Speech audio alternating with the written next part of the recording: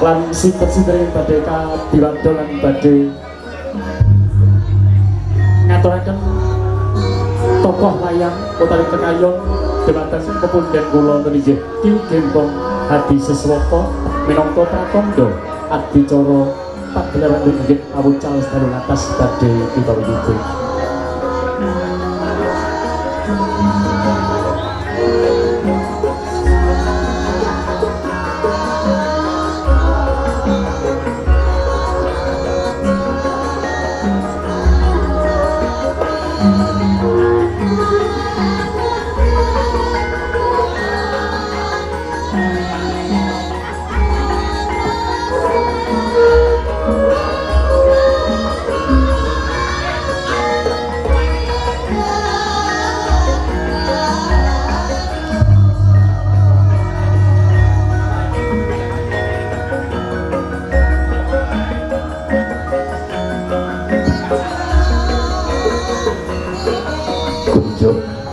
Sagungan para pamirsa, para rawuh kakung Sumawana Putri, saderengipun kawula anggelar inggih tucal sedalu atas atur uninga kunjuk dumateng panjenengan ingkang sami rawuh.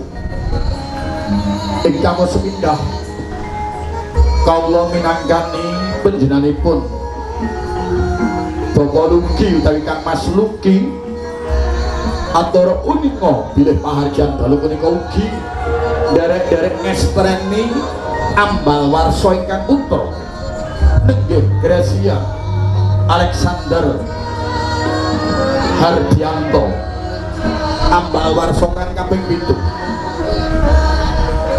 Mugi ingkang putra benjang kados putra ingkang miguna tumrapipun pepundhen kekalih mliginipun para kadang santana mliginipun kunjuk dumateng nusa bangsa tuwin agami ingkang angka kalih kawula nyuwun dumateng kadang-kadanganing sederek kula ingkang kula tresnani ingkang lenggah wonten ing palenggahan meja ingkang sami ngunjuk estu-estu kula nyuwun duka ingkang kathah inggih awit kawontenanipun alam ingkang kados makaten kawontenanipun alam ingkang kados makaten monggo kita sami sareng-sareng nyuwun dhateng panguwasanipun Zat ingkang Maha Agung supadosa suasana alam menika reda Gusti tansah paring pengayoman dhateng kula lan panjenengan sami mila babagan panyuwunan ing mangke kawula aturaken saklebetipun limbukan supados ing mangke saged kalampahaken kanthi sak sae-saenipun karena alam ingkang kados makaten nyuwun duka ingkang kathah. Wusana cekap semanten sugeng dalu. Wassalamualaikum warahmatullahi wabarakatuh.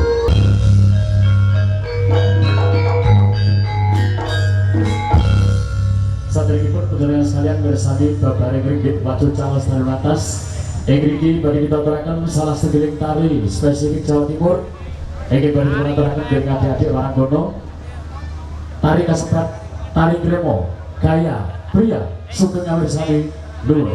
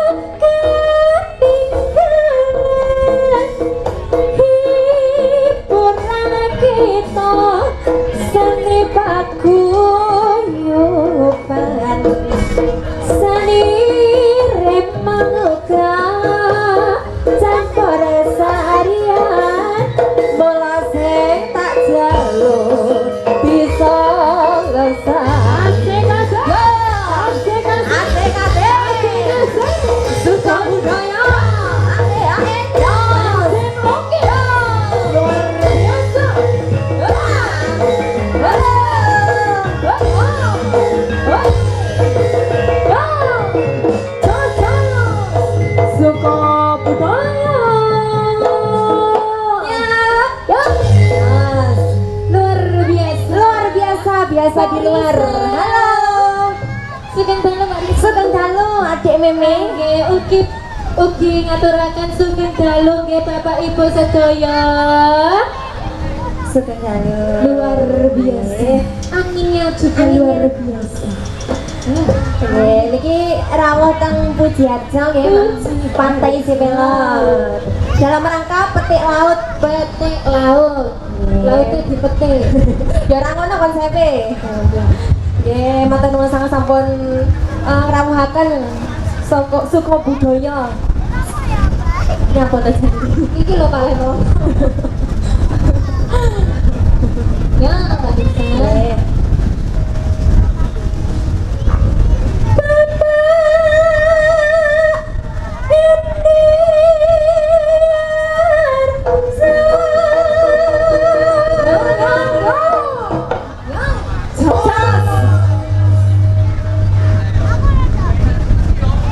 Ikut kepala desa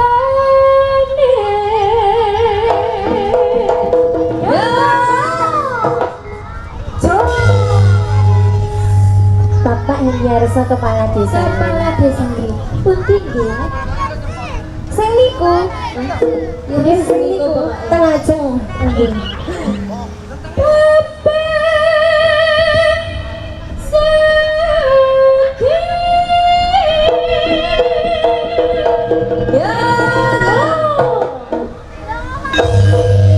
Siapa ini?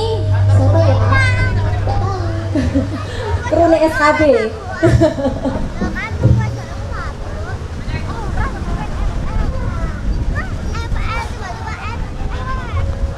niku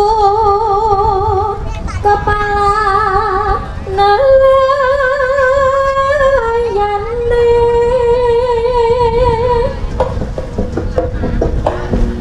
mucrit ludik sate bagayanya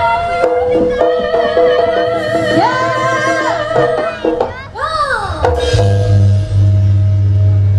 suka budaya niku campur sarine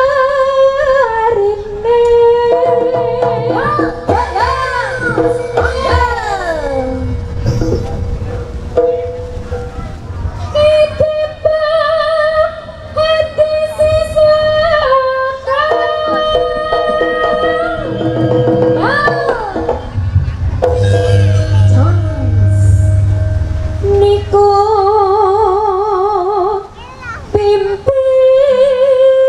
pimpinane rame suka budaya niku campur sarine di hati semuanya niku pimpinane bapak puji niku kangen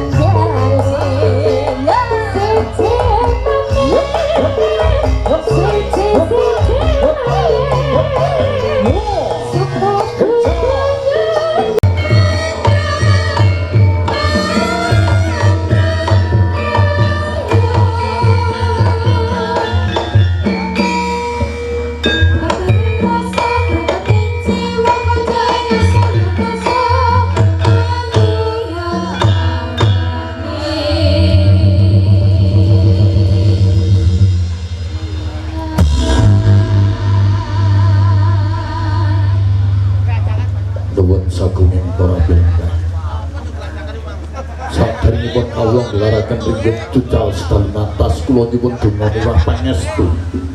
Sagunging para sepuh, para pinisepuh miwah para kadhanganem. Mbok bilih kirang sampurna anggen kawula nggelar ringgit solah bawa ringgit lan sanes-sanesipun kawula nyuwun pangapunten karana inggih angin ingkang ageng ingkang hangganggu dhateng pakeliran bilih makaten mbok menawi kirang sempurna lampahipun ringgit kawula nyuwun pangapunten ingkang saageng-agengipun usana sugeng dalu sugeng amirsani gelaring ringgit sedalu natas kanthi lampahan Gatotkaca Kidul utawi Wahyu Ratu utawi Wahyu Senowati.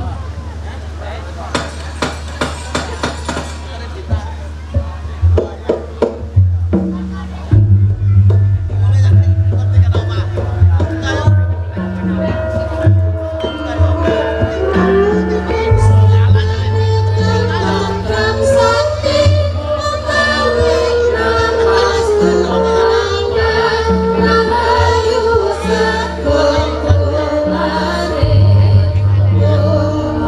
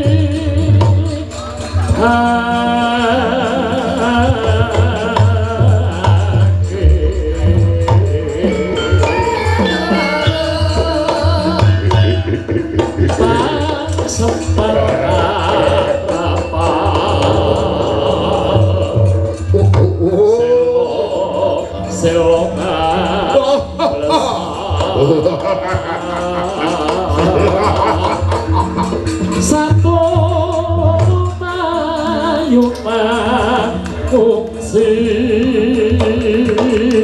turun aku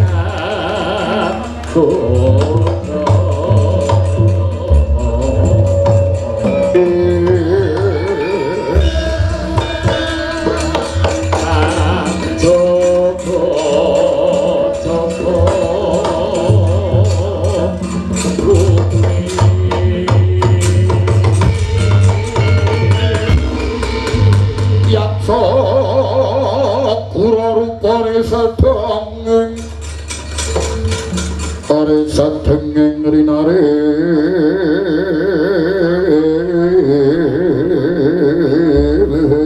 Indra yaksa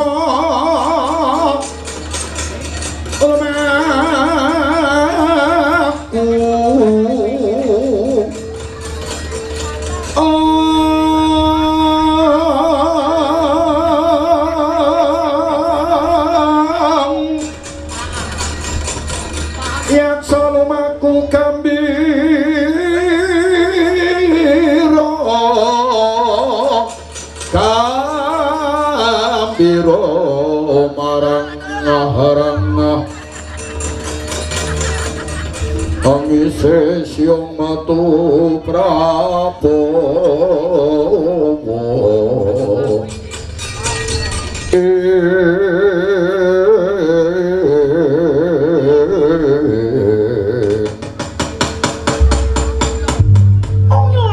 sekarang bawana langgeng mangkotong gera putraku Jaramaya Pulunggana Gambara Mega wonten sedika ing adhawuh Kanjeng Ibu Betari wonten sedika ing adhawuh wonten sedika ing adhawuh Kanjeng Ibu Betari waduh jenenge kawula nawe cedhak kula nerangketake wigati kang bakal tak dawuhake marang sira kabeh nggih sebab kawula mendharaken sabda wonten wigatos ingkang pundi Kanjeng Ibu ing Bali dumateng ingkang putra Pulunggana. Perkelenggan iki jagat bakal ana tumurune Wahyu Senopati. Ya Wahyu Ratu. Mula kang saka kuwi nyembah dawuh Kanjeng Pukulun Bathara Guru. Akeh para satriyaning praja kang kelenggan iki tuguraning madyaning wana ingkang saperlu ya tumurune Wahyu Ratu kemau. Kanjeng Pukulun dina iki Jugarna kang padha bertapa nggih.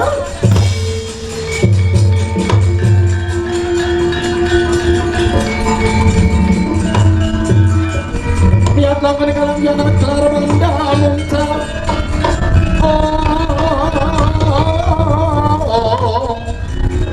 Dina loro kakonan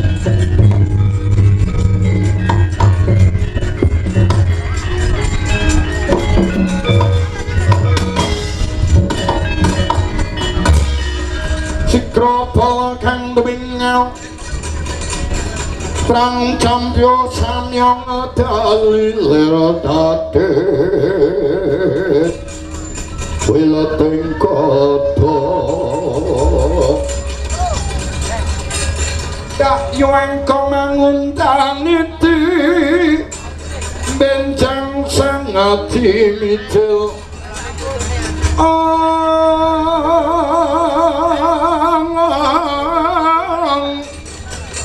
Latinya ngetali wawas prasto Surawilaha kaya buta singa wragil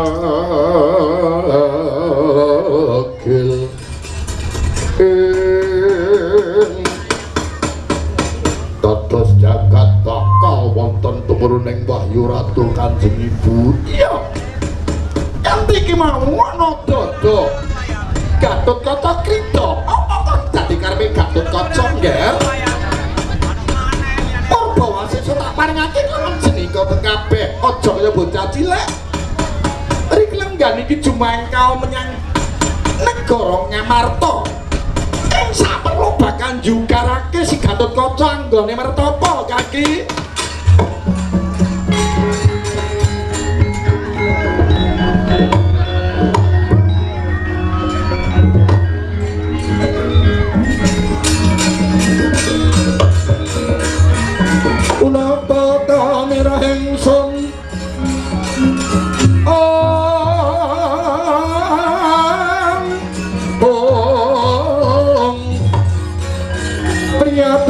kang micet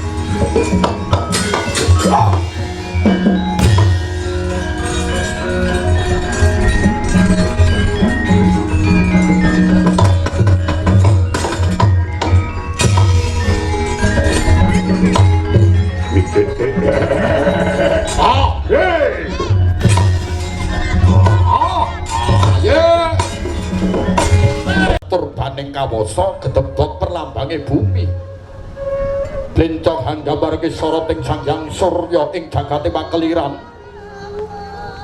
cempala gedhog ing dalang ngambekani napas nupus tanapas keprak pinangka keketeking jejantung jer iku jatine ngagesang gending tembang lan suluk kinarya gering sing ing cipta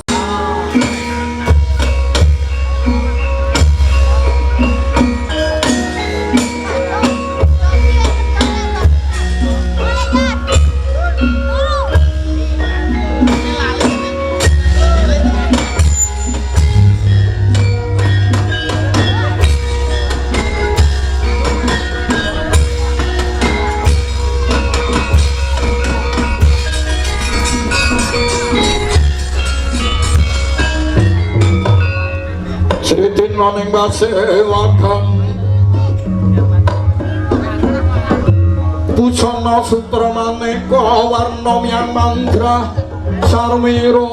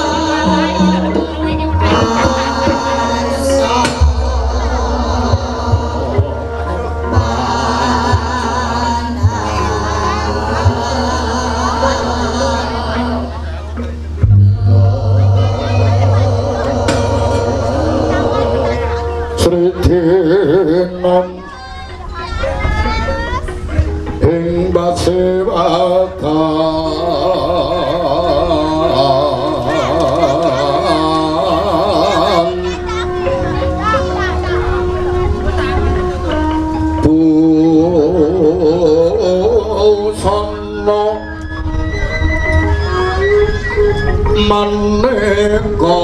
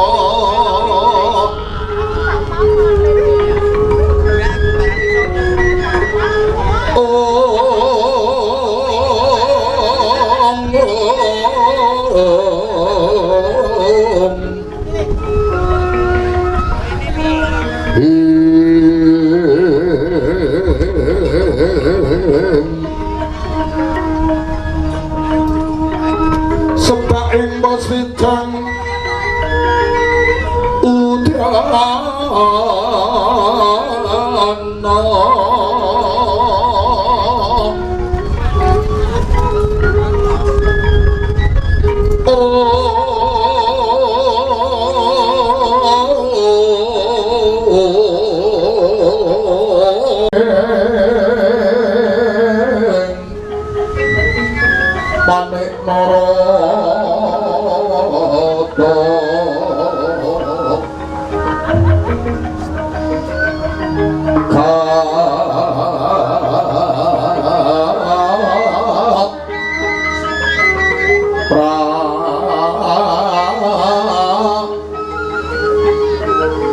kaprabon pangsumira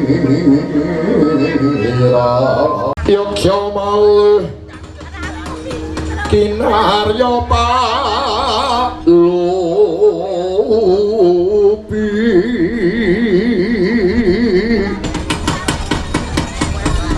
Surya putra Narapati ngawangga lan Pandhawa prakadange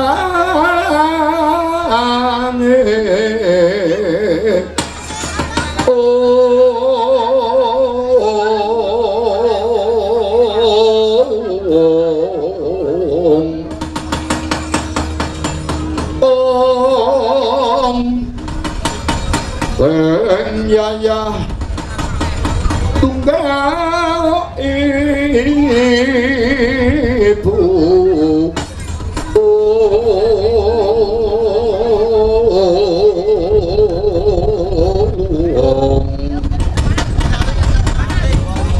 umrate Sri Kurupati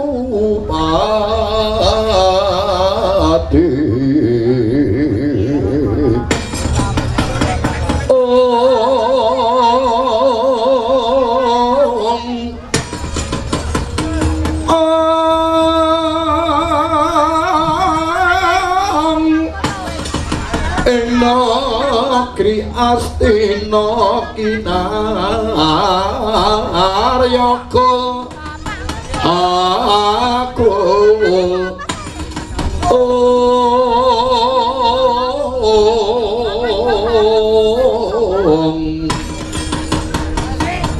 manggala kalonganing prang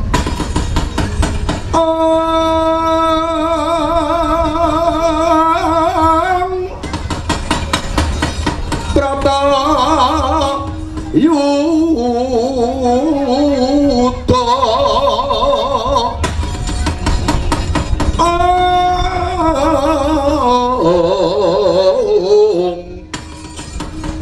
ngagegem sena pati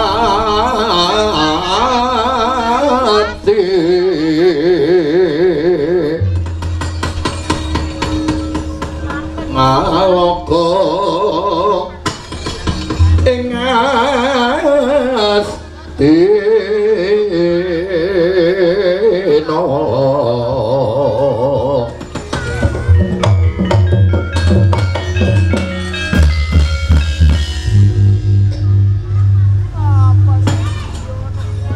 yang suksma dinuwih payungana panjenenganing sun miwah para kawula wonten negari Ndarawati Sangkuluban ngaturaken puji syukur dhateng ngarsanipun Zat ingkang Maha Agung karana nyarengi wahyane mangsa kala jejere negari Ndarawati katingal padang jinglang tetrawangan panyayawan Cipanglong ingkang kepapak obor sewu. Duh Koko Prabu ingkang agung ing pangaksami dereng saged ingkang ari ngandika ngaturaken pakurmatan kunjuk Koko Prabu hewa semanten kadrentan saya handarung jroning penggalih ingkang ari Koko Prabu hawit praptanipun Koko Prabu boten paring kecala ingkang saderengipun Koko Prabu ari jengandika ngaturaken pasegan panakrami saha ngaturaken sembah pangabekti mugi kunjuk sandaping pepadha jengandika Koko Prabu la dalah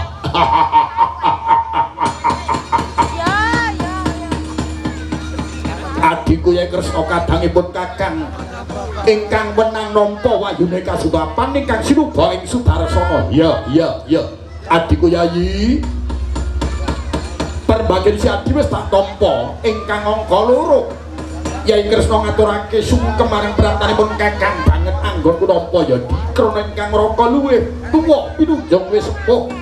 Kepangose puja pangestine Yai Kresna tak tampa astanipun Kakang loro, tak sampirake bau kanan lan kering. Kagalungake ana lumana suku suping nala mawahana daging kayuanan. Adikku Yai Kresna. Amung puja pangestawanipun Kakang wing meragi-agi Tampanana adikku Yai Kresna.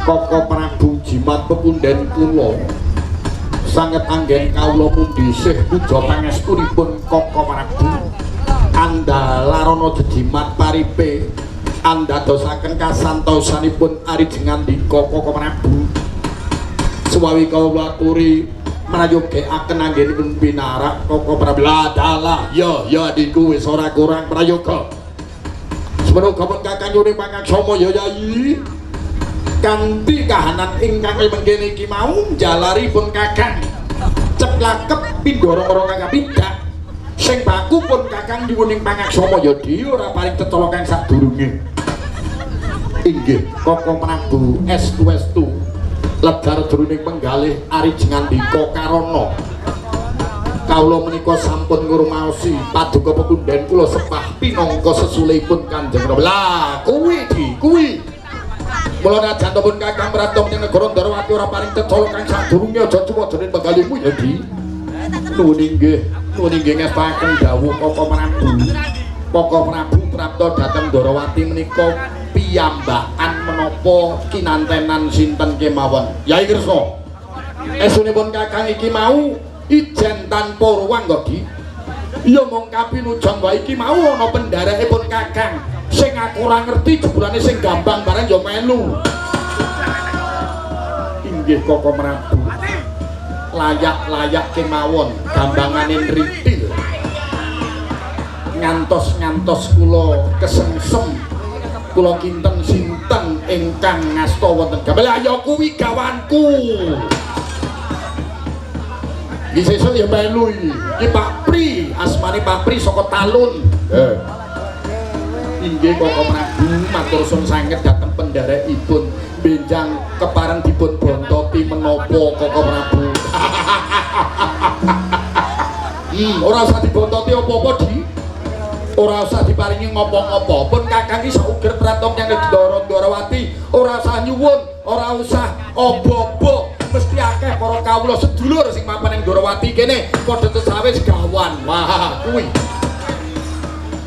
ya di wis ora mikir ora usah mikir apa meneh sing gampang ora ngerti apa-apa duit ora ngerti ora mbutuhke sangu babar pisan ora inggih Koko Prabu kuwi waton dicekeli gampang lho wis ora merokke apa-apa Koko Prabu nyuwun pangaksama iya kawontenan alam ingkang kadosa makaten ingkang jalari kirang sempurna jroning pagelaran wis ora apa-apa sing baku awake dhewe gedheke rasa panalongsa nyuwun marang ngarsane Gusti Zat ingkang Maha Agung muga-muga wae sirepa marunta kang lumebu ana jroning pagelaran iki nyatane awan mau kejaba angin kejaba udan nyatane udane kelawan sing gawe urip wis disingkirke kaya mangkono iki bot-bote welas asih marang para kawula ning Ndarawati kene sing padha tasakuran sing padha ngenekke bebungah mulai menteri anggone makarya ning segara Yai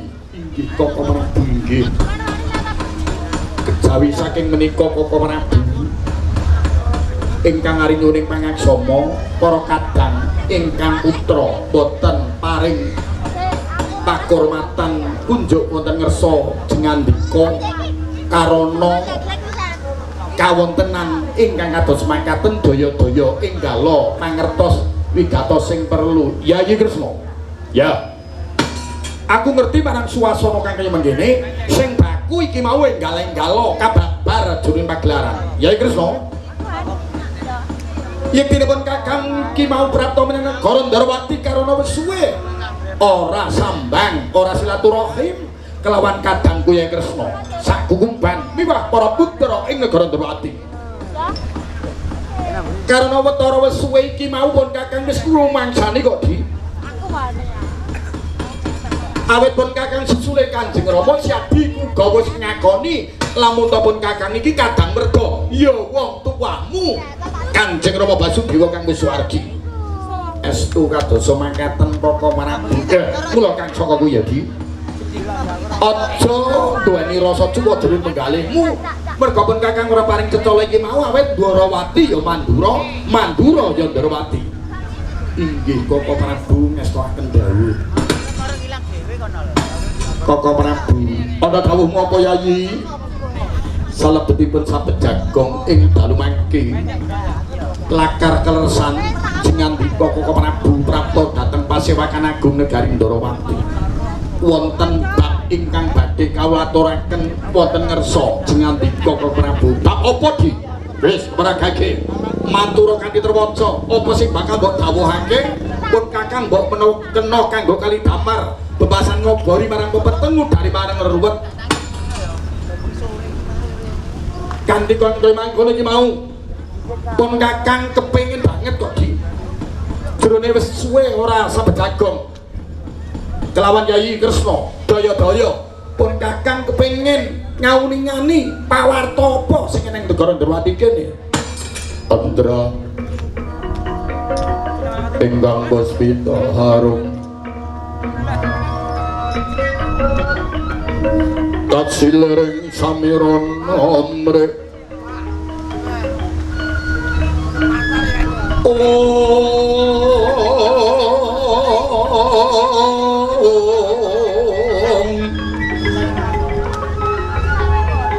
Sekar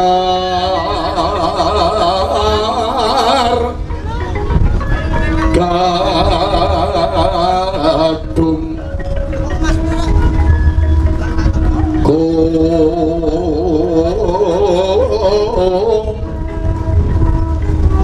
ngas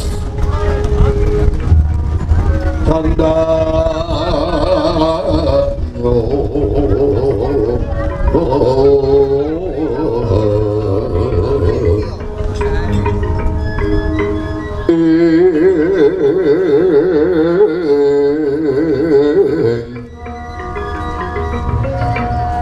maweh hararas ornanen trio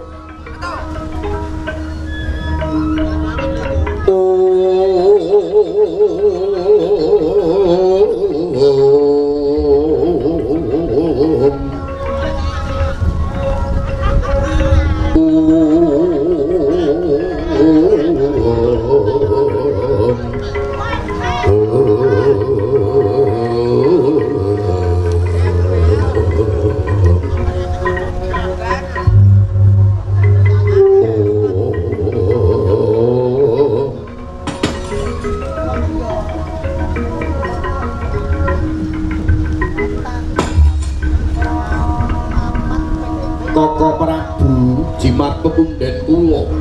Apa Yayi? Ana dawuhmu apa Di? Estunipun awrat sanget anggen kawula badhe matur kaliyan jengandika Koko Prabu. Bab apa Di? Wis ora gage matur kanthi trewaca, apa sing bakal mbok dawuhake Di? Koko Prabu. Pinten-pinten hari kalenggan punika ari jengandika tansah imut kalian anak kula Buma Narakasura. Koko Prabu, kula nampi wisi ing Bathara kang akarya jagat lumantar jroning kula nendra. Bilih anak kula menika nandhang dukita awit ringin kurung sak kembaran ingkang mapan wonten madyaning alun-alun negari Trajutresna. Menika rebah nemahi dhateng garwanipun. Inggih menika anak kula pun Hatnyanawati. Koko Prabu saweg ringin sak kembaran nemahi dhateng anak kula Hatnyanawati wekasan sirna. Datan kinantenan wonten pundi dawahipun Koko Prabu? Lah dalah. Wis cukup Yai Kresna cukup. Mbok menawa jroning Siadi kuwi mau menggalihake nganti kowe nyupeno nganti kowe ngipi marang putramu si Bima Narakasura.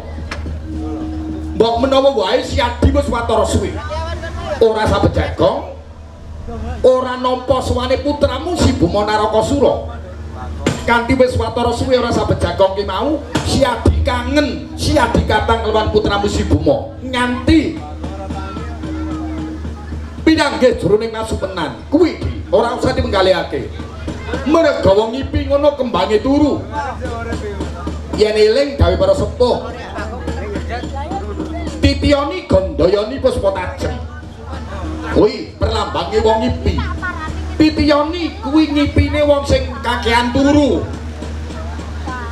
Wong kakean turu ki rena-rena, adakane lungguh ngono wis para keturun. Ning aku percaya sing gampang